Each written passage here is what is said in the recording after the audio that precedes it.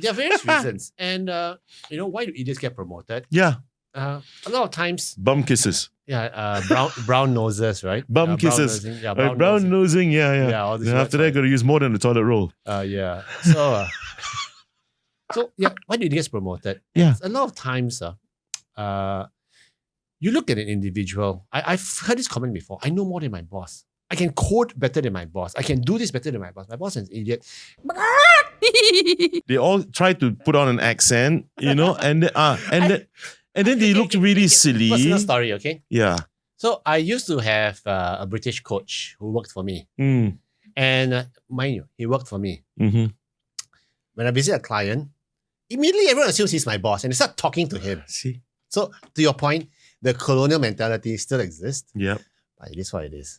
Yeah, it's very silly, It's the way sometimes I've observed the same. It is, right? Yeah. The boss comes in, he's local, your staff is this either, doesn't matter about gender, it's a white person, Caucasian, and you automatically think that that's the boss. It's the boss. Yeah, it's the same thing even for gender equality or inequality. A lady walks in with a guy and you think the guy's the boss but not the lady, So I used to be very cheeky about that. Okay, so once again, you can sit down and complain till the cows come home, or you can do something about it, right? So what I did was when I was headhunting, my boss was a British guy. Okay, but we all run our own practice individually. So whenever I had a client who's a local company and I needed some boost, I will bring him and say, "Hey, Roger, come over. Today you're my token white guy." So he comes over. I will introduce my boss to him, and then he goes, "Oh wow, white guy," And then I get the deal closed and I say, "Okay, thanks, Roger. Don't need you anymore. You're just a token white guy." We just need you to be that token. Token white guy. We just need a white dude around so that people will believe what the hell I'm saying. Yeah, correct. Don't even need. You want to use. But I think it's sad, man. I think we have not matured at all. Okay. We have not matured at all. Now we're going to have a new prime minister coming in, right? From the very first prime minister to today, we still have not matured in that sense culturally. But it's, once again, it is what it is. So how do we play that game? But another reason why I think I would eyeball a white guy, I do not see you to be larger than life compared to me. I don't care. I want to stand up with you to these guys. I'm not saying I'm greater than you, but I'm definitely not beneath you. There's no fucking way. Yeah. But to be fair, a lot of these white guys, the expatriates that come in, they no longer have that I'm superior to you mentality. I still encounter some of them. I don't know. Yeah. I do. Maybe you're I do. Thankfully, I haven't seen that much lately. I do. You cannot believe the shit they say about us too behind our backs. Okay, maybe I'm just... I'm not trying to be... don't get me wrong, man. I am not xenophobic. Yeah, I've got a lot of Caucasian friends, good people. Yeah. But I have to sift through to see who are the good ones. Because there are those who really talk shit about us. Oh. And there are those who I've seen personally that does stuff. But it doesn't mean that all of them are like that. Yeah. Let me qualify this, yeah? It is not every one of them. Mm-hmm. You've encountered the good ones. But I'm saying that in society, there are some like that. For sure. All sorts, all stripes. Some guys on their expensive bicycles and they're cycling on the, Yeah. I'm sorry, but they just happen to be white too. You know what they're called, right? They're called mamils. Is it? You know what mamil is? Middle-aged men in lycra. Who will give you the finger as you drive past. Yeah. Who will take their bikes and toss it at your bloody windscreen. And who think they got a bloody right of way. Okay, but that's not a white guy on bike thing. It's a cyclist thing. Okay, granted, that's why I said not all of them are like that. But it just so happens. Even in Singapore, if you're on an expensive bike, a lot of times you think you own the road. And I know because I'm one of them minus the expensive bike. So I'm one of those cyclists, but you see, I know, again, like I said, I'm not generalizing it across the board. It just so happened that these guys who do that happen to be these guys. You know what I mean? Unfortunately, then you make the whole lot of them look bad, right? Yeah. But again, I qualify again, it is not everyone. I agree. And I'm quite naughty about it. Whenever I see them doing that, I always tell my wife, someone should tell them to stop reinforcing the stereotype. But on that note, let's walk away from this Caucasian thing. I have also met foreign executives and people in higher management who actually think better, work harder, have more better attitudes than our people in general. Yeah, and sometimes they're hungry. And sometimes they got specialized skills. But they're hungry, Adrian. No, I agree with you. Yeah. Sometimes it's not even, we're not talking about the white guys stealing jobs. We're talking about, the Vietnamese folks.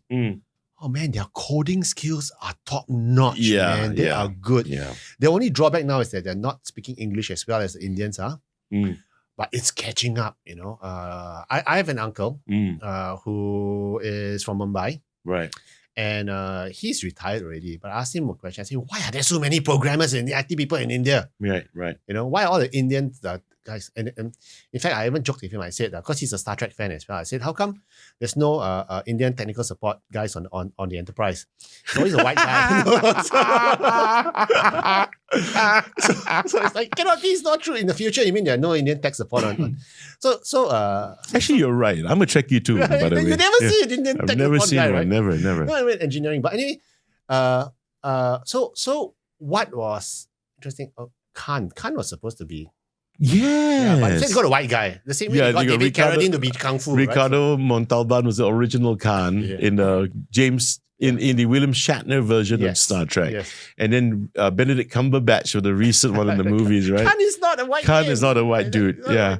So I asked him, why is it Indians are very good? And he said, they're all, okay, besides the fact that he said, besides the fact that we invented a number 0, okay, they did. Okay, really? Yeah. So, fuck, I didn't know that. Romans have no number for 0. Yeah, so the Indians came up with it. And because if there's no 0, you can't work negative numbers. Because right. Negative numbers. Right. And the number 0 is an oxymoron. What's a number for nothing? There's nothing. You use numbers to count, right? Right. So it's a symbol, actually. It's more symbolic. So it's interesting. So he said they're good at math, but he said it's the language. The reason why they are good Indian programmers and not super great number of Chinese programmers, right, is the language. Because they speak English, because of the Brits. So right. Okay. So right now, and he's very proud of it. I love my uncle. So what happens is now the Vietnamese are increasing their coding skills. They're really, really good and they're hungry. Yeah. And on the topic about are foreigners stealing our job, the answer is yes. Honestly, it's yes. They're eating our lunch. But it's not just foreigners in Singapore, It's foreigners elsewhere. So you see these Vietnamese guys, right? Okay. They're coming. They don't even need to be in Singapore. You give them the work, they do it over there. It's offshore. Yeah. They're stealing the jobs. And then you have Singaporeans. They're doing things remotely, yeah. You have Singaporeans here complaining, I want to have 5-day work from home. In other words, I want to work from home, period. When you say I want a 5-day work from home, you're basically saying I want to work from home, period. Yeah. My question is this, if you can work from home, okay, let's hire someone in somewhere else. Correct. To do your job. Hey, man, coming in. You can go to Fiverr, man. Yeah, exactly. Yes. Fiverr. Or if you're a bit more atas, you go to Upwork. You can pay $5 to a guy sitting in his pajamas in somewhere in Bangladesh to do the job for you. Yes. Yeah. That's what I do. Yeah. So, and not only that, there's something that's even freer now. Free. ChatGPT. Oh, yeah. You don't need to pay Fiverr anymore, Yeah. So you have a situation where... So it's attitude, right? Yeah. It's an important attitude. So are foreigners stealing our job? Yes. And the big question is, what can you do about it? I always say if there's a situation, what can you do about it? Number one, upskill, make sure you're better. Make sure that you have the edge over that foreigner who's supposedly stealing your job. If you're in sales, make sure that your relationships with the guys on the ground is so good. Right. That, someone else out of town coming in can't snatch that away from you. Maybe you know the market so well. Maybe you know the technology so well. Be the expert. People can't snatch their job easily from you. But more importantly, if you want to be more aggressive, I have a client. She was sick and tired of people stealing her job overseas. So she's in the UI UX design space and she's really good at it. Right. She's decided to steal other countries' jobs. So she is bidding for work, okay, in Europe. She's bidding for work in the UK. She's bidding for work in the US. Remote work. Right. She's getting very good rates. Right. Okay. And ultimately she says, I'm stealing other people's jobs. I'm the foreign talent who's stealing other people's jobs now. And it's doable, you see. So it cuts both ways. Yeah, I mean, if let's say if we feel that foreigners are stealing our jobs, then we should go out there and steal other people's jobs. Is that what you're saying? We have clients in Japan. We have clients in Switzerland, Basel. Okay, we have clients in the US. Right. I can hear the local coaches there complaining, you got foreigners stealing our jobs. Yeah, I'm the FD stealing their jobs. It's true. I mean, look at the voiceover market, man. I mean, we got this short little man, really short little man, sitting in his fucking pajamas in Australia. And some of the voices you hear coming out on air, right? On air because you can, for commercials and stuff, right? Real nice voice, charging fucking peanuts, bloody idiot. Oh. Sitting out in his pajamas in Australia and sending his freaking recordings over. Yeah. Right? And I'm sitting here thinking, you're a bloody freaking little dude sitting down your ass somewhere else is taking away some of my job. Yeah. You know what I mean? So someone else elsewhere is stealing your job. So. Well, yeah, but you're right. I think we should, which means the Singaporeans just got to get a little bit more competitive. Yeah.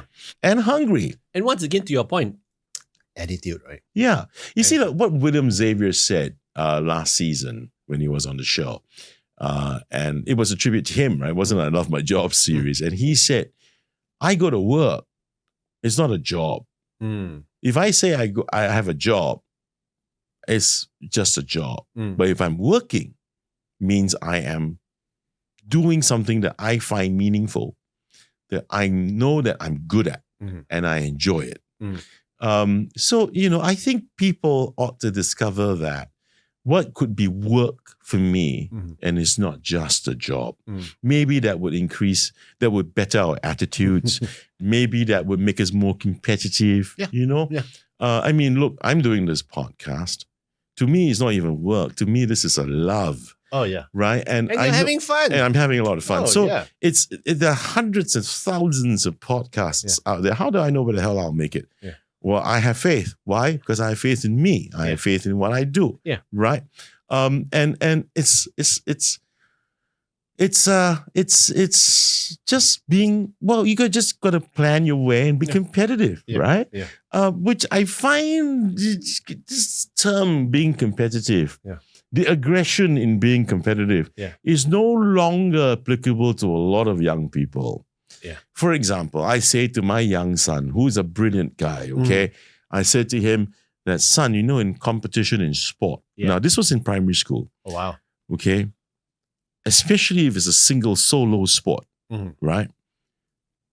When we say things like no mercy, I mean, it's supposed to get your blood curdling, but instead it goes, that's not right. Okay? But it's a sport, And after it's done, sportsmanship, sure. But when you are competing, you are competing. There is no fucking mercy. Yeah, there's no way you say I'm okay with second best. Yeah. You go out there and you try to be the best. Yeah. You do your best to be the best. Yeah. There's no such thing called try anyway. Yeah. There's no such thing. It's a stupid thing to say I try my best. It sounds like what Yoda said, right? I'm just going to try not. Exactly. I'm not a Star Wars. I'm a Trekkie, brother. I'm not a Star Wars guy. So you can try. You got to do what, right? Yeah. Even try, it's going to be half fucked anyway. Yeah, so it's the aggression, man. I don't see it in our young. And that's interesting, when I was headhunting, I once spoke to this CEO, and he said something interesting. He said, as he was giving me the specifications of the person he wanted to hire, and he said, I will give an extra 10 points, bonus points, if the guy or the lady is a sports person in the past. I said, why? He said, sports people, they just want to win. Yeah. Especially if they're champions, especially if they're from a young age, they know people like Joseph Schooling. Yeah. How many people wake up at 4 a.m, drag their parents out of bed, Dad, Mom, let's go practice at the pool. Consistently, right? Yeah. So he said, sports people, that's why sports people like your son, he's a sportsman. Yeah. Driven, want to get success, don't like to lose. Right. These are, once again, what you say, attitude that you want to have on your team. Yeah. And so I think sports is useful to train our kids. But not everyone's a sportsman. I'm not. Yeah. Neither am I. But you see, look at So Ryong. Ryong. Oh yeah. Ryong's on my previous podcast before. And look at him today, he just started run so fast. Yeah. Is it right for me to say? I'm sorry if I got it wrong, Ryong. Run So Fast Academy. It's a business, right? And he's got coaches who also train people. You know, the timing for their runs it's improved and blah, blah, blah. But look at his attitude, man. This guy is a sportsman. Now you see the verve he's got. I can feel it, I can sense it from his socials for the business that he's got up right now. This guy's he is cocksure about himself, I'm telling you. You know, if you have met him personally, you know, it's true. I agree with you. Sports people, winners. Yeah. The winners, man. Yeah. These guys understand what the winning attitude is all about, right?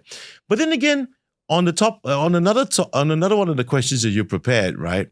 When we talk about winners, and we got winners, but sometimes winners face up to idiots. Yeah. And why do idiots get promoted? Right.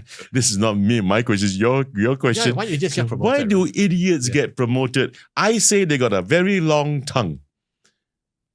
All of them can be given a name. Cunning linguists. They can speak many languages cunningly. I don't know what else the fuck anyone else might be thinking about what I'm saying, but that's what I'm saying. Yeah. There are various reasons. And you know, why do idiots get promoted? Yeah. A lot of times. Bum kisses. Yeah, brown noses, right? Bum kisses. Brown nosing, yeah. All this after that, got to use more than the toilet roll. Yeah. So yeah, why do idiots get promoted? Yeah. A lot of times, you look at an individual. I've heard this comment before. I know more than my boss. I can code better than my boss. I can do this better than my boss. My boss is an idiot, and then he got the job, right?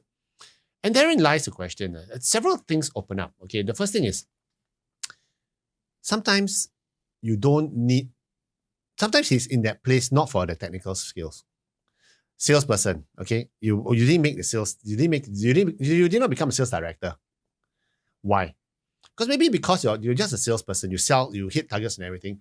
But what they want, what the bosses want, is someone with a skill set that is like managing other stakeholders, managing the government, so it's not always a technical skill. So you might look at the boss and go, yeah, he's an idiot, I know more than him, but actually maybe he's got better soft skills than you. That's one possible reason. Okay. But a lot of times I see, and sometimes also because you're working too hard. And you're doing so well in your job. That the big bosses are thinking, should I promote him? You really know how to work. He doesn't know how to be tactical. Correct. Or if I promote him, then who's going to bring the sales? Right. You stay here. But admittedly, there are also people who do absolute fuck all and get promoted. Exactly. Versus a person that doesn't work, that works really, really hard. And you're right about the long tongue. Okay. They know how to connect to the right people. I think the bosses who promote idiots, the employees deemed to be idiots, know that they are idiots amongst their peers because they would definitely do their peer reviews and stuff, right? Yeah. Before making decisions. Yeah. Now, a big boss who's strategic and want to promote someone to a strategic role, also must see how this person has played the strategy. Yeah. And outwitting their own colleagues to getting work done, and they do less. But they are actually able to get results. Yeah. And they're able to position things, in a new role, and play that same game and be wily. It could be because companies do need to have that cunning negotiator. Yes. To need that cunning fellow who will just take a step back and don't do all the work, just delegates out and then comes back and just be the mouthpiece. And sometimes that's what you need for that role. Yeah. Because you got enough hands and legs on the ground. But usually people who deem these people to be idiots are usually their own peers themselves. Yes. Yeah. But they don't see the bigger picture. So they're really cunning linguists. Very or master debaters. Oh yes. That too. That too. So we see once again the problem with being Singaporean, we are very hardworking, we always believe if you get 100 upon 100, you get an A star, So it still boils down to that first question, doesn't it? Yeah. So you have to be able to think out of the box. Yeah. That, you must be more than what you are. You want to get that promotion, you have to think. That's why we train our clients on how to think out of the box and not just, if I do my work well, biggest myth about not getting promoted. If I do my work well, I'll get promoted. No, sorry. If I hit all my KPIs, a promotion is not a reward. You know, it's a marvel. You know, you just said that you guys offer training, right, to think out of the box. You and I, we're the same age. We go back to our younger years. There were no such fucking training courses for us to teach us how to think out of the box. Yeah. Now there are people training, how to build relationships. Oh my God. Yeah. And they're making money. I mean, even that. Yeah. You got to attend a course. For goodness sake. I've seen a 24-year-old life coach. Uh-huh. A 24-year-old life coach. Yeah, I've seen those too. I've been working longer than you've been alive. Yeah. And you were telling me how to be a life coach. Exactly. Okay, it's like, seriously? Yeah, kiss my ass, dude. You know, I mean, it's like, life was our coach. Yeah, we School of Hard Knocks. Yeah, you know.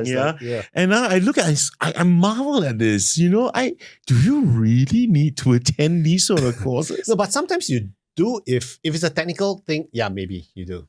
So, no. But if it's not, if it's fluffy, yeah. I'm not disputing the technical stuff, man. But I am saying because you're a trainer in technical for voice and everything. That is technical. That's stuff. technical. Yeah, but that's true. If you're trying to, you know, if let me teach you how to make a friend in 5 minutes. Oh, for crying out loud! But there was actually a course sometime back, how to communicate with dead animals, with dead pets. SkillsFuture training. Huh? It was long ago when it first came out. I think they probably took it. I was like, I want to run it.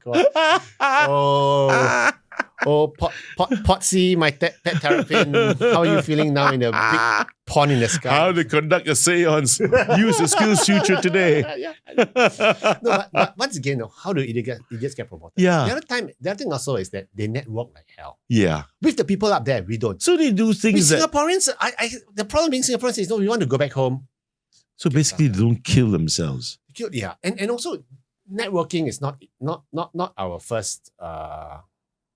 We're not the most comfortable in networking. Yeah, because we are not social animals. We're not social animals. So there's once again the problem being Singaporeans that we're a bit more introverted. We know we need to come out of our shell and network. Why did that guy get the job? The American guy in the earlier case get the job? Because he's very extroverted. Most of them are. And because he knew the decision makers back in the US. Yeah. They know him, they don't know you. He knows how to play his game. Yeah. So for Singaporeans, we need to think bigger. Yeah. Network a bit more. Yeah, and what they do, I tell you what they do. They go into this thing called BNI. Oh, yeah. They get into, I'm not saying BNI is useless, yeah? It has served its purpose. Now, I remember 30 years plus ago, wrong. Shucks, not that old. Maybe you are. Thanks. Maybe 20 years ago, I remember that I formed a little network, a business network. It's unofficial. It's just a bunch of idiots going out smoke cigars. 1-3-5 in the afternoon. And then you have a glass of port. And then everyone just refers things to each other. Today is a very formal, official thing. BNIs and stuff, different chapters of BNIs, blah blah blah, and they only can give refer to each other. Yeah. I say you don't have to make it so official. Yeah. Business and networking is a very personal thing, in my opinion, right? You can go out there, you like the guy, he's going to be useful for you. You try and find to see whether or not there's a thread of how you can also help, and then you just connect. Pay it forward. Yeah, you pay it forward, man, people, right? It help people, right? Yeah. It's about that. It's so genuine, right? Yeah. But networking is a lost art. Yeah, but now people pay fucking money to be involved in a network. To do it, you see. Yeah. So, which is, if you have the money to do it, then go ahead. But the reason why idiots do get promoted over you is because that idiot is probably better at networking than you are. And he's networking and hobnobbing with the decision makers. Yeah.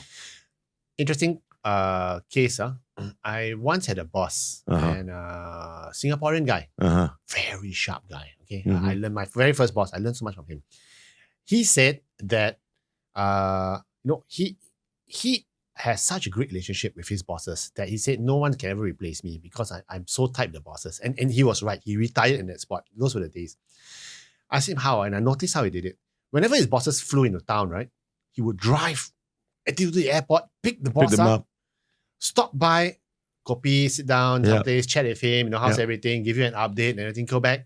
And I said, so free? He said, no, that's my FaceTime with the global head. Yeah. any of the bosses that come in the town, anyone, even not his bosses, They will think of him first. Yeah, he goes, picks them up. After that, he sends them back to the airport after everything is over, right? Yeah. Yeah. And I tell you, that's how he networks. He was rock solid. He was, I thought to myself, brilliant. Yeah, that's the way it's supposed to be. Very unusual Asian for the time. Yeah. Okay, this was back in the 90s. When I was just a fresh graduate. And it was such a learning lesson for me. I mean, I've always believed in that. I've always told myself that if you drive a nice car, don't go and lawa with it. Let it be your workhorse, man. You know, you go pick people up that could be or could prove to be profitable. Using the term profitable loosely. I don't want to sound like a Shylock. Yeah. For you, right? You pick them up, you send them back, right? You take them to a nice place, have a cup of coffee. Yeah. Then you talk work, talk business. Yeah. Then you send them back, right? It's part and parcel of your brand. Yeah, it's relationship building. So it's amazing how I did it. But once again, and that's how he stayed ahead of the competition. Again, you can sit there and complain, why are the non-locals, the out-of-towners getting the job, but I'm not getting it. But he's proactively protecting his own job by making sure that these people. And I think socially also, foreigners, when I say foreigners, it's broad, they're not afraid to socialize. They're not afraid. Well, basically, they're more adept at being with people, in and around with people, of all walks and of all races and nationalities. They can engage with you. Yeah. But we find it, I think Singaporeans find ourselves a little bit more awkward in how we engage with others, especially if they're not one of us. Yeah. As we established earlier on. Yeah. There'll be some people who watch this show and go, "You're talking cock, Chris." But come on, let's be honest with ourselves here. It's true. It's true, really. And it's so awkward to the point where if you speak to me in an Australian accent, I try to reply you in my best Australian accent. I mean, it's come on.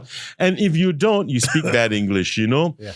So it's a lot of things that we need to polish up. If you want to really use your SkillsFuture, go for a fucking English, and to that class. Point, and to that point, and I know your good friend Gui will disagree with me. Oh, yes. Singlish is not the language to use when you are talking to non-locals or anywhere. You will never catch me speaking Singlish unless I'm with my friends. Yeah, I agree with you. Yeah. I think we would not disagree with this as well, because when we talk about Singlish, right? It's the position of Singlish amongst ourselves. Yeah. It's fine. Yeah. You know what I mean? Yeah, you and me. But he agreed with me in doing that shoot, that episode when he was in the studio, that Singaporeans know how to code switch. Here's the problem. If you have only one fucking code. No, agreed. The problem is a lot of us have got one and a half codes. Yes. The other half, I'm talking, one is English. Yeah. The other half is half English. It's bad English. Yeah, half past 6 is English. I won't even call it half English. Half English being kind is broken English. You see. And some people can't tell the difference. Singaporeans don't have an issue very much with the written English. Yeah. With written English. We have an issue with the spoken language. I teach the subject and I can tell you we have hang-ups over this. But to be fair, really? There are other nationalities as well, okay, that I'm teaching. I will not mention which countries. Also have certain hang-ups with certain words. But that's fine. No. You see, no. What I'm saying is that enunciation is an issue, okay? Not pronunciation alone, more so enunciation. Okay. So when you have, say, a guy from England, you're engaging with this guy, you're Singaporean, right? You speak English, but your enunciation's all over the place. The guy's going to do a double take. Yeah. What you do, the last thing you want to do, especially when you're conducting business, is to have a person do a double take. You want him on your language. Yeah. You want him to focus on whatever you're trying to achieve. That's right. So you don't want a guy to work double hard in stressing himself to making a decision whether I should do business with you or not. Whether it's a selling situation or a partnership negotiation. It cuts both ways, no? I once had a business discussion with this Irish guy. I didn't know what half the talking about. No, that's different. He was speaking English as well. I was like, it's an accent thing. That's different. That's an accent. Singaporeans, by and large, I cannot say that we have an accent. We don't. Okay, The fortunate part about do we have an accent? No, we don't. We don't. Or are you saying that only because we are in fish do not know? No, because you know why? I've seen one or two travel bloggers, or YouTubers who actually label our language. They don't even call it Singlish. They or label the way we speak. They call it the Singapore accent, which I really abhor. Why? Because you're talking about Singlish. No, I'm talking about accent.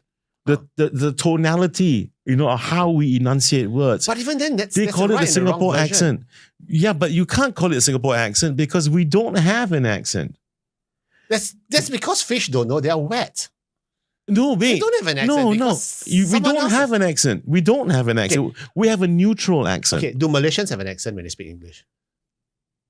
They have a for the Chinese, they have a Cantonese accent. Yes.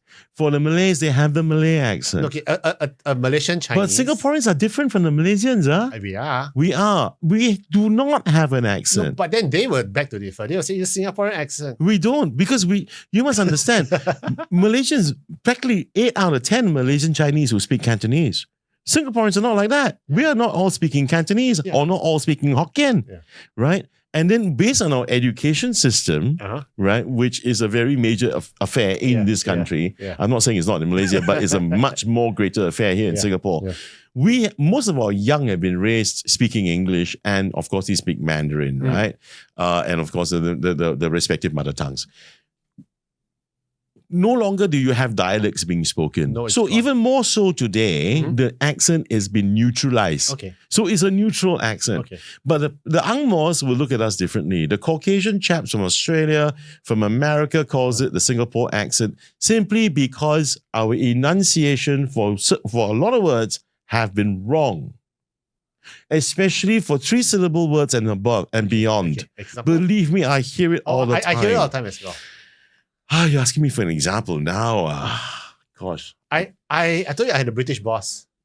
I had my best education from him because he kept correcting my pronunciation. Yeah, I people hate me for that shit because I do that all the time. And he used to joke like when you take the train station to Lavender. Yeah. It's lavender. It's lavender. Yeah, but the MRT announcer is like it's Lavender station. It's not Clemenceau, it's Clemenceau. Yeah, the one because it's French. French people okay. like that one. So they like that one. So it's not Worcester. It's Worcester. Yeah, but that's okay. Oh yeah. That's not French. Okay. It's funny. Yeah. What's like superfluous? Superfluous. Yeah. Superfluous.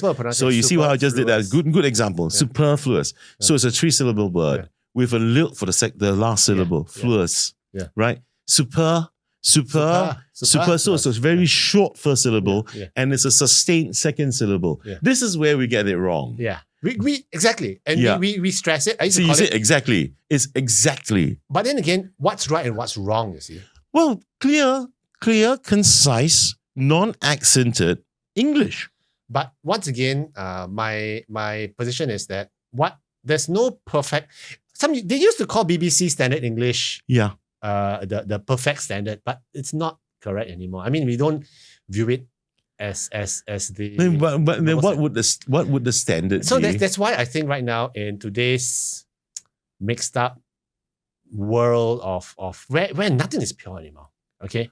So all mixed up. I think there's no pure standard. I think if you follow grammatical terms or grammatical rules, laws, and you pronounce it in a way which it's not wrong. Okay. I think we cannot be purist. I know what you're going to say. You're going to say it's acceptable. But I will just tell you this. 2 wrongs don't make a right. 2 wrongs don't make a right. Yeah.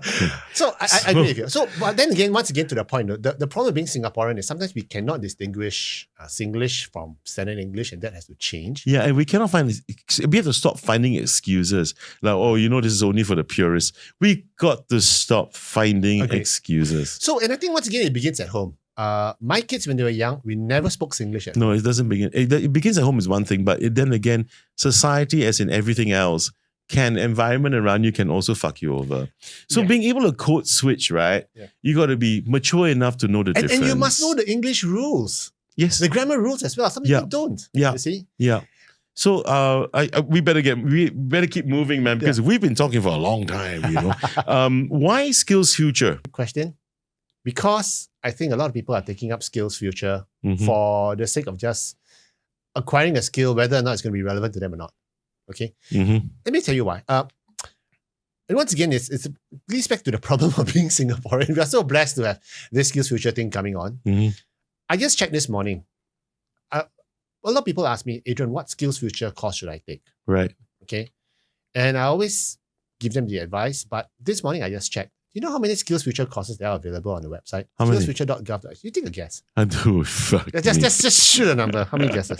500. More? Huh? More? 1,000. More? What? Up. You're not shitting me. Not shitting you. 5,000. More? Huh? More. Go. These are courses available. I'm just gonna shoot. Okay, 10,000. More. 15. More. 20. I'm getting bored. 50. 27,102 as of this morning. Holy I'm not kidding shit you. balls. I'm not kidding. Those are those. And how many of these would actually be worth the while? I have no idea. See, and that's the problem of choice. Yeah. You see, who does what and everything. There's Yeah. 27,000 courses available out there. Wow. And that's so what do you then choose, right? So, and if you choose a course, who's the best provider for it once again? Of course, yes. Right? And then so there's so many choices. A lot of people just stand back and go like, you know what? Forget it. I'm not going to do anything. There was one point in time that, and I love SkillsFuture because I believe everyone needs to be upskill. Okay. I've done my SkillsFuture. I've spent all my money in SkillsFuture. They're going to release another $4,000. It's already released. Already released? Yeah. What, you read the fine print? No. You all I know is that for 4,000, just put it in my account. You can't use it. Yeah. Unless it's a proper course. What's the proper from a university, institute of higher learning? But they give you 27,000 plus worth of SkillsFuture courses available. This one only a certain number. These one are really heavy courses. Like if you want to do a switch to data mining or you want to do real career switch, so it's a 1-year diploma type courses. So the 4,000 offsets that, which is great. Okay. But you know, I want to learn my Spanish. You know, I want to learn how to order more beer. I want to learn how to play the harmonica. Yeah, you know.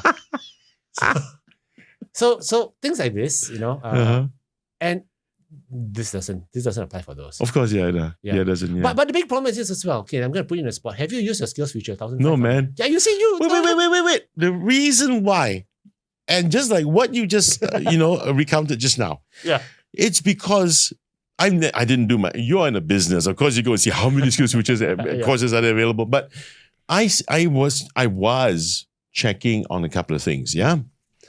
One, I told myself, Chris, maybe you want to go learn audio engineering because it's something I love, right? But in the old days, there was one trustworthy institute. It's called the School of Audio. Right? SAE, School of Audio Engineering. No more, right? And I know the people I know that graduated from there. They're doing great as audio engineers, and I want to do it because I want to learn it. That's all, right? Yeah. So I go look. This one, 6-hour course. Fuck you can learn that in 6 hours. Then another one goes, online. Fuck, how are you gonna learn audio engineering online? Are you kidding me? And then I got fed up. I said, who do I go to, man? Who do I go to? Then after that, I told myself, Chris, learn the saxophone, man. Finally in my life, I want to learn how to play the sax. Then I went to check, cannot find. Okay. Then after, but anyway, to be fair, I stopped looking simply because fucking hell, to buy a sax is about $1,000+. So you know what I did? I went to Shopee and I paid $7 to almost $8 for a harmonica. Oh, how good are you at it? I don't know. I just got it. Oh, okay. I know how to suck the fucking thing now. I mean the harmonica and sounded so wrong. And you got to blow and suck. Oh, that sounds even worse. But that's how it's played. Anyway, so I realized, hey, shit, that's the next best thing to the saxophone. So I just learned it off YouTube. You see what I mean? Oh yeah, exactly. You see exactly. You see what I mean? YouTube. Yeah. So everything I've done so far, also speaking of audio engineering, right? Yeah, it's I learned it off fucking YouTube. Exactly. Man. Right. Yeah. So it's so why do I want to spend my SkillsFuture, right? I think a lot of people have not used a SkillsFuture. Mm-hmm. Okay, I think close to 70% have not even touched a SkillsFuture, if I'm not mistaken. Time is an issue as well. But I think it's an attitude once again. Okay. I got no time. You have time, full stop. You have time. Mm-hmm. If you have time for Netflix, if you have time for TikTok, I always say you have time for spending that 1 hour a day doing. But only after they've watched every episode of my show. Yeah, that's like besides Netflix 400 and hours TikTok and shit. Yeah, no, that's of great content. So ultimately, I think it's I hate to say it, I think it's an excuse for a lot of Singaporeans to not use up their SkillsFuture. Mm-hmm. My wife just used hers up to learn Japanese, because we're going to Japan end of the year. Wow. How useful it was, I have no idea. I will learn Swahili. I want to learn Spanish, as I said. So, but I've used up all my SkillsFuture credit already. So the point is why SkillsFuture is a bit waste of time. It's because there are people who out there who think that just because I take up a SkillsFuture course, right, I'm qualified, you should pay me more. Right. So there was this person, okay, especially with those conversion program ones. There was this person I know. She took up a data analytics course. Okay, and she was earning about $8,000-9,000 as a supply chain manager. Okay, and she took up the data analytics course. 6 months, came out. She said, "Look, I got a cert." And she went around asking people, "I want to be a data analyst now." And she said, "Oh, sure, you can join us. No, starting salary $3,000, $2,000, $2,500. Because you got no experience." Yeah. She said, "No, I want to match with my previous salary of $8,000." He said, "There's no $8,000 data analyst job. You cannot start." So a lot of people, they take up a course, or even they take up a course and they think that they are deserving of more. Deal. Yeah. It's a big deal. Yeah. So the delusion is the certificate, is a license for me to. Don't you see a pattern here, man? It's the same thing as when people say, "My mommy and daddy told me if I get myself a degree, my life would be easier." Yeah. That's not true. Yes. This is bullshit. Then now the government give me money for SkillsFuture. I go and attend the SkillsFuture course. And then still I cannot get a promotion or get a job that pays me what I want. And then someone else say bullshit out of tunnel gets a job. Oh, the government favors foreigners. Yeah. Yeah. And then it's the same thing as I give you another analogy, okay? Oh, the government said I must go to take my 3 jabs for COVID, to fight against COVID-19. Then you see, I still kena COVID. I said, idiot, you didn't die. The point is you don't die. It's supposed to prevent you from dying. You're not dead. It's not about whether you catch it or don't catch it, Yeah. But there are a lot of people out there who also believe this. So it's a pattern, man. In our culture, it seems. So that's why I think SkillsFuture has done some good. SkillsFuture has a lot of room for improvement. My grounds about SkillsFuture is that they should give us So because the take-up rate is not high. Yeah. The government seems to I don't give so much money, but those who take up, you should give them more money. I would love to have another 2,000-3,000 to spend on courses. Yeah, you're right. Which means they should see who are the avid users of SkillsFuture, reward them and more. Yeah. Those who do fuck all with it, give me their budget. Yeah. Give me to me, I always think, like, if you get a CDC voucher, you don't even use it, right? Yeah. I tell, okay, hello, my beautiful government. There are people like me who do use it. For those who don't use it, just transfer them to me, man. Yeah. To those that do use it, right? Yeah. We no complaints about that. So that's why I think, so the SkillsFuture has its users. Yeah. But sometimes people get the cert and they think that's it. Yeah. I want more, but they don't practice. They don't get better at their skill. Yeah. So what's the point of doing it, right? It's equivalent, again, another pattern. Yeah. I go take a degree because I couldn't get to the course I want, so I just need a degree, so I go and do another course. Yeah. I got that degree, but I don't really want to do that job, right? And then now I go and take a SkillsFuture thing because why? I got money, so I must as well go and use it, right? So I go for that particular course, which is something I didn't want to endeavor anyway. Also, because I got this. Yeah, like a exactly. Patch, right? And then I see people who are habitual course takers. Certificate collectors. Yeah, they collect permanently hit damage type. But I mean, if you are forever I love to be the student to learn type, it's fine. But then they got a whole bunch of certificates, but you ask them, what can you do? Yeah. I cannot. I got a certificate in Python programming because I went through a 2-day course. Yeah. Can you code? No. Have you practiced coding? No. When was the last time you coded? 4 years ago. And then you ask them, and you should pay me more. You should pay me more because I got a coding cert. But you've not done it. Not done it. The same thing, gosh. You mean there are really people like that, huh? There are people out there. But it in a way, it's fostered by the government saying skills upgrading. You go for skills upgrading, you get better job prospects. Yeah. Sometimes I think about this. There's so many things that we got to really get better at. I mean. So I love SkillsFuture. I think they should give us more, but it should be managed better. Something out of this topic, but also about our attitudes. Yeah. Recently there's going to be this tightening of MCs. What? Seriously? Yeah, doctors. Please tell me more. Okay, because I got a POV on that. It was announced. I saw it on the news. I saw it somewhere yesterday. It was on Mothership, and MOH is looking into tightening the screws on doctors who issue out excessively MCs to those who are not sick. Apparently, there have been, of course, people, companies, employers. It does seem that way. The way I read the report. Were complaining about a lot of MCs being taken and, indiscriminately being issued by doctors. And I'm thinking to myself, hey, this is not a good thing for it to be regulated or for an audit to occur. Why? Because look, we're talking about mental health these days. We as a society, we just only started campaigning and advocating about taking it, taking it more seriously, right? Yeah. Whether doctors do, say I go to a doctor and I'm burnt out.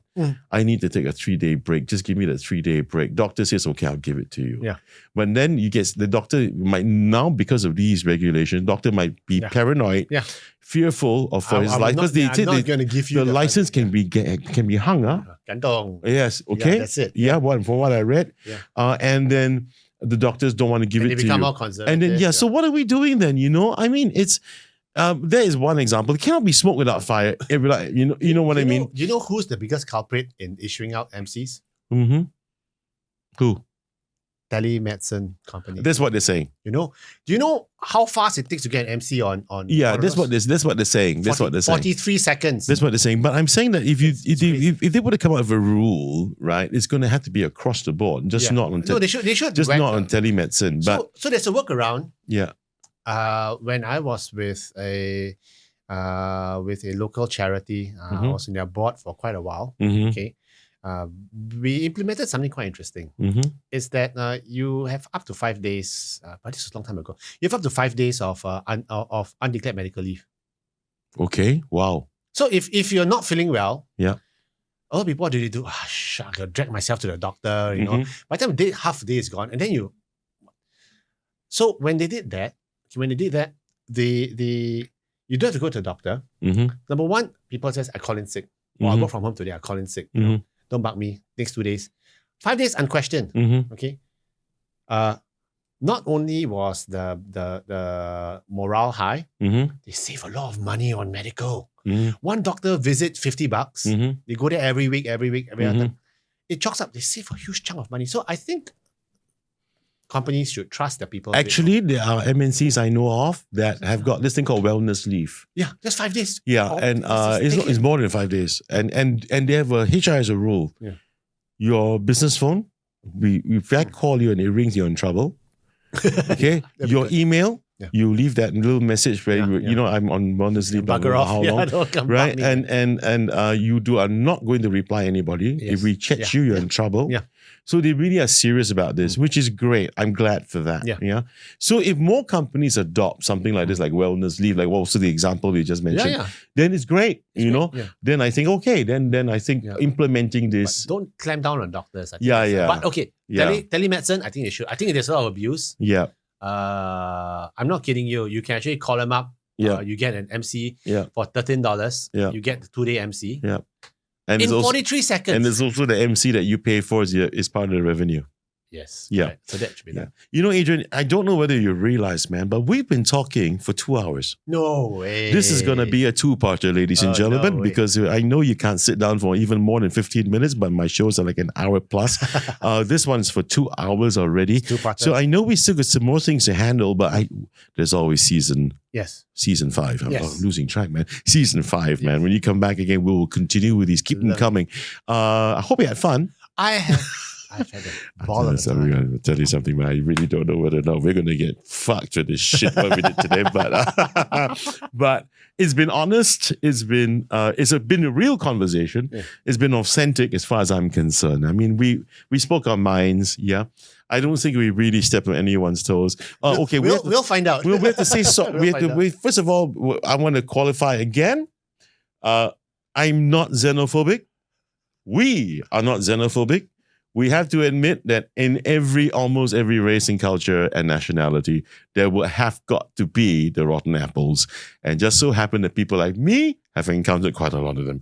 But not everyone's built bad. Yeah. And as I said earlier in the show, no disclaimer. So I'm not going to give any disclaimer at all. But I want to say something. Yeah. Is that when I do hiring as a business owner, I do practice discrimination. Okay. Yeah. I actually discriminate towards Singaporeans. Okay. Yeah. If I see individuals, if I need a role, right, and I see there are 2 or more people, right, if they're all equally skilled, and if the Singaporean is there and they're not Singaporean, I will choose a Singaporean. Thank you. So I do job discrimination. Okay. So because I think it's a national service. Yeah, okay. I mean, that's your profession. But what I said earlier on, I just want to be clear that I am not xenophobic. If you are nice, then great, Yeah. I'm speaking on a social basis here because the things I mentioned were quite social as well. Yeah. And really, don't discriminate Singaporeans. And I'm pretty sure we will not discriminate you. That's all. Yeah.